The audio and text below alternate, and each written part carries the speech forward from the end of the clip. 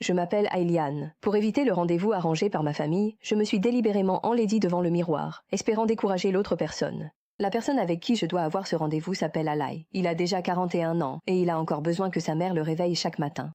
Alai, tu n'as pas honte de faire attendre la jeune fille? Bon, je suis toujours en train de traîner. Le jour du rendez-vous est vite arrivé. J'ai délibérément baissé la tête pour manger, voulant leur laisser une mauvaise impression. Alai, lui aussi, jouait avec ses baguettes sans se soucier de rien, comme s'il était également réticent à ce rendez-vous. Nous avions l'air de deux étrangers, alors que nos parents discutaient avec enthousiasme, espérant même que nous nous fiancions rapidement. En entendant cela, je n'ai vraiment plus supporté, alors j'ai vite trouvé un prétexte pour descendre passer un coup de fil. J'ai appelé quelqu'un pour aller prendre le thé avec Madame Jiang. Il faut bien être efficace, non? En réalité, je voulais juste gagner du temps, attendre que ce dîner pénible se termine. Tout cela a été vu par Alai, assis près de la fenêtre, mais il a fait comme si de rien n'était. Le lendemain, je suis allée rendre visite à mon petit ami en prison. Il y a 2 ans, il a été incarcéré pour s'être battu, et c'est aussi la raison pour laquelle je ne veux pas participer à des rendez-vous arrangés. Tu allais bientôt sortir, tu ne pouvais vraiment pas te retenir un peu? Et s'il venait chez toi pendant le week-end, tu ferais quoi? À quoi il ressemble, cette personne? Sa famille tient un magasin, ils doivent être riches. De toute façon, je m'en suis déjà débarrassée. Toi alors, tu me fais vraiment du souci. Le lendemain, Alai a été forcé par sa mère de nous apporter des cadeaux.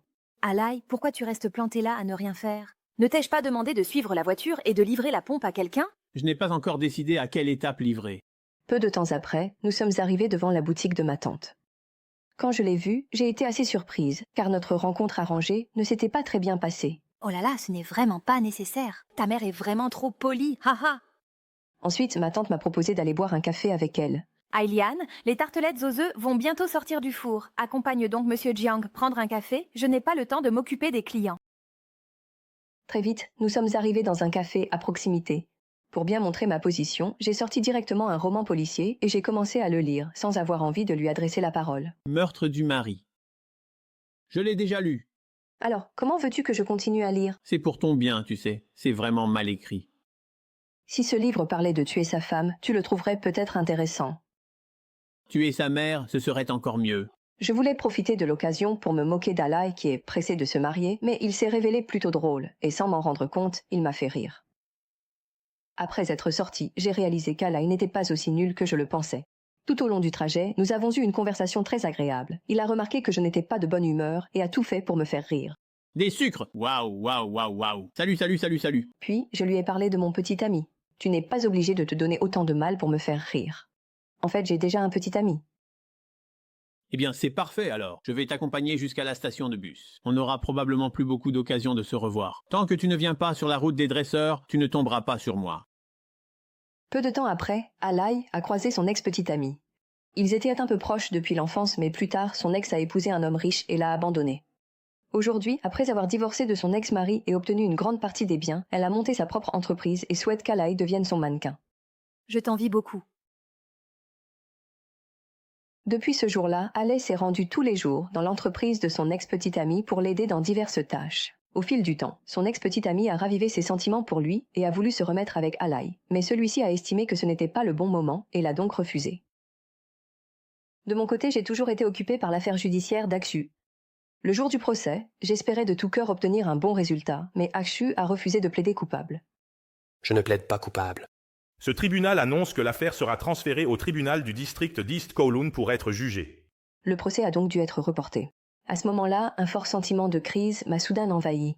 Je ne savais pas combien de temps encore j'allais devoir l'attendre, ni comment avancer sur le chemin à venir. C'est alors que, en sortant du tribunal le moral à zéro, je suis tombée sur Alai. Il était là pour payer des impôts en retard pour sa boutique. Il a tout de suite vu que je n'allais pas bien, et sans hésiter, il m'a emmené voir une exposition photo pour me changer les idées, lançant même quelques blagues pour me faire sourire. C'est mon ex-petite amie. Ah bon? Elle est vraiment plutôt jolie, non? Regarde, tu ne trouves pas? Ha ha ha ha. Attention, tu vas avoir des caries. Voyant que je m'inquiétais encore pour mon petit ami, il a pris l'initiative de me réconforter. En ce moment, l'économie ne va pas bien. Beaucoup commettent des délits juste pour aller en prison et manger aux frais de l'État. Ces temps-ci, les juges sont plutôt cléments. Même s'il a parfois des paroles un peu macho, je ne peux pas nier que le temps passé avec lui me rend heureuse. Quelques jours plus tard, Alai s'est rendu dans le studio de son ex-petit ami pour travailler comme mannequin, mais il a découvert qu'il n'était qu'un prisonnier et un rôle secondaire qui faisait toutes sortes de choses maléfiques. Et son traitement était très différent de celui du protagoniste glamour. Après coup, Alay était un peu fâché, mais son ex-petite amie lui a même dit que le rôle de prisonnier correspondait bien à son tempérament. Les hommes malchanceux et déprimés sont les plus populaires en ce moment. Il y a eu une fois où tu m'as manqué? Elle a même évoqué leurs souvenirs heureux d'autrefois, disant qu'elle regrettait ses choix passés, et qu'Alay était en réalité l'homme qu'elle aimait le plus. Après cela, comme Alay et moi partagions les mêmes centres d'intérêt, nous nous sommes vus de plus en plus souvent, et à chaque fois, il arrivait toujours à me faire éclater de rire. Sur le chemin du retour, je n'ai pas pu m'empêcher de lui parler de mon passé avec Aksu. Mes parents sont morts tôt, alors c'est ma tante qui travaillait tous les jours. Depuis toute petite, j'allais à l'école et en revenais seule, je faisais la lessive et la cuisine moi-même. Quand on me maltraitait, je n'osais même pas le dire en rentrant, de peur que ma tante me trouve pénible. Une fois, un homme a profité de la foule pour me tripoter. J'étais sur le point de crier quand j'ai vu cet homme recevoir un coup de poing qui lui a fait saigner du nez. J'ai été très émue ce jour-là. Mon oncle était ravi de voir que je m'entendais bien avec Alay. Tu aimes lire des romans, lui aussi aime lire des romans. Vous aurez plein de choses à vous dire quand vous vous verrez. Hé hé hé hé. Tonton? Et j'ai promis à ta mère de bien prendre soin de toi. Si tu épouses Aksu, comment pourrais-je expliquer ça à ta mère à l'avenir? Tu n'as qu'à la laisser venir me voir. Peu de temps après, la mère et l'oncle d'Alay ont décidé d'organiser notre banquet de mariage. Après avoir appris la nouvelle, Alay m'a tout de suite donné rendez-vous dans un café. Qu'est-ce que tu veux vraiment me dire? J'ai entendu dire que ton oncle, il discute avec ma mère du nombre de tables pour le banquet de mariage. En entendant cette nouvelle, la colère m'a complètement submergée. Je n'ai ressenti qu'une chose, Alay m'avait trompée. Furieuse, je me suis levée et je suis partie, le laissant là, seul à me regarder bêtement. Depuis ce moment-là, notre relation est tombée dans une impasse, et cette histoire d'amour naissante semblait aussi prendre fin, du moins pour un temps. Peu de temps après, le jour tant attendu de la sortie de prison d'Azu est enfin arrivé. J'étais pleine de joie, pensant que nous pourrions repartir à zéro, alors je lui ai loué un appartement avec mon argent et je l'ai patiemment conseillé. La prochaine fois que tu veux te battre, tu pourrais penser à moi avant. D'accord, j'ai compris. Après cela, Alay venait souvent chercher du réconfort auprès de son ex-petite amie, mais celle-ci, préoccupée par sa carrière, lui montrait peu d'intérêt. Plus tard, j'ai voulu donner de l'argent à Aksu pour qu'il puisse acheter une voiture. Je pensais qu'il avait changé, mais à ma grande surprise, il restait aussi impulsif, prêt à se battre pour la moindre broutille. C'est quoi cette attitude? Tu crois vraiment pouvoir t'en sortir comme ça? Va manger de la merde. Aksu. C'est toi qui manges de la merde. Va-t'en, Aksu. Je le regardais, et je ne pouvais m'empêcher de le trouver toujours aussi immature. Un jour, alors que je passais devant un magasin, la mère d'Alay m'a vu par hasard avec un autre homme. Elle s'est empressée d'en parler à mon oncle, prétendant que je l'avais trompé à propos d'un déshumidificateur. Elle t'a vu bras dessus, bras dessous avec un homme faisant du shopping, a appelé ta tante et dit qu'on lui avait volé un déshumidificateur. En entendant cela, je suis immédiatement sortie. J'ai payé de ma poche un nouveau déshumidificateur et l'ai rendu à la mère d'Alay. J'en ai acheté un neuf pour vous le rendre.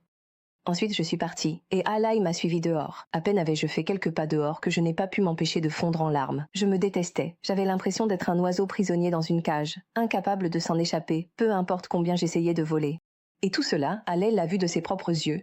C'est à ce moment-là qu'Alay a semblé enfin comprendre ce qu'il ressentait vraiment. Le soir, il a délibérément essayé de faire rire son ex-petite amie comme il le faisait avec moi, mais elle l'a trouvé idiot et s'est moquée de lui. De mon côté, même si je vivais sous le même toit qu'Aksu, nous faisions chacun nos propres affaires sans nous déranger, mais la passion d'autrefois avait complètement disparu. Les jours s'écoulaient, plats et sans la moindre vague, et pourtant Aksu ne me comprenait toujours pas du tout. Finalement, j'ai rassemblé mon courage et j'ai dit à Aksu ce que j'avais sur le cœur. Je suis vraiment épuisée, je n'en peux plus. Tu ne m'aimes plus. Ensuite, il a mis la maison sens dessus-dessous, cassant tout sur son passage. Un jour, la mère d'Alay a soudainement été hospitalisée à cause d'une maladie. Lorsque le médecin a demandé l'âge de sa mère, Alay est restée figée, incapable de répondre. C'est ta mère, oui ou non? Non, c'est que elle ne veut jamais dire son âge aux gens. Alors, quel âge as-tu? 41 ans. Tu as déjà 41 ans, tu crois qu'elle ne vieillit pas? C'est à ce moment-là qu'il a compris pourquoi sa mère était si pressée de le voir se marier. Il avait déjà plus de 40 ans, et il ne savait pas combien d'années encore il pourrait accompagner sa mère. Ce soir-là, Alay a fait un rêve. Il se trouvait en prison. Son père, décédé depuis longtemps, lui a ouvert la porte de la cellule et l'a emmené dehors. Chérie, tu crois que maman va vraiment mourir un jour? Si elle pouvait vraiment mourir, tu serais enfin libéré, tu serais libre. Plus personne pour te surveiller, plus personne pour te gronder. Tu aurais de la chance. Allez, vas-y mon fils. Mais il m'a vu assis dans une cellule à côté. Peut-être sommes-nous tous des prisonniers enfermés par quelque chose. À ce moment-là, Alay a finalement pris sa décision. Il a retrouvé son ex-petite amie pour rompre avec elle. Je suis tombé amoureux de quelqu'un. Mais sur le chemin du retour, un fourgon a soudain surgi et la personne qui en est descendue n'était autre que Aksu. Sans lui laisser le temps de s'expliquer, Akshu s'est jeté sur Alay et l'a frappé. Alay a cru qu'il s'agissait d'un vol et par réflexe a sorti son portefeuille. Vraiment obéissant, hein? Tu tends ton portefeuille sans dire un mot. T'es un homme ou pas? T'es un homme, oui ou non? Comment ça, t'as rien? Comment tu fais pour sortir sous caution? Quand il a vu que c'était Akshu, il a tenté de se défendre, mais il a fini par être mis à terre par Akshu. Regarde ce que je t'ai fait. N'y pense même pas. Tu crois que tu peux? En entendant les paroles d'Alay, Akshu est resté figé sur place, comme s'il réalisait soudain qu'il avait toujours négligé mes sentiments. Sur le chemin du retour, Alay serrait les dents pour supporter la douleur. Tout en marchant, il se disait qu'il avait grandi, car enfant, il pleurait à la moindre contrariété. Aujourd'hui, j'ai été frappé, mais je n'ai pas pleuré. J'ai grandi. Le lendemain, Akshu m'a appelé. Il a dit qu'il avait viré tout l'argent de la vente de la voiture sur mon compte, puis il a raccroché. J'ai vendu la voiture, rendu l'appartement et l'argent est déjà déposé sur ton compte bancaire. À partir de là, il a complètement disparu de ma vie. Plus tard, un jour où je suis allée chez le dentiste, il m'a dit que j'avais une carie. Tu as une carie? Tout de suite, j'ai pensé à Alay. Il s'avère que j'ai vraiment une carie. De son côté, la mère d'Alay est également sortie de l'hôpital sans encombre et à son âge, elle a de nouveau trouvé le véritable amour. Lors du mariage de sa mère, en voyant le sourire radieux de bonheur sur son visage, Alay a soudain pensé à moi. La chaleur qu'il avait autrefois ressentie au fond de son cœur l'a submergé en un instant et il a décidé d'affronter courageusement ses propres sentiments. Par un jour de pluie torrentielle, Alay s'est mis en route vers le café que nous aimions tant, tandis que moi, comme si nous étions connectés par un lien invisible, j'étais assise tranquillement dans le coin où nous avions eu notre premier rendez-vous, comme si j'attendais depuis toujours que le destin nous réunisse à nouveau. Je sais que tu es là. Je ne sais pas ce que l'avenir nous réserve, mais à cet instant, je savais que nous avions tous les deux eu le courage de faire ce pas pour aller à la recherche de notre propre bonheur. Je n'ai plus de carie.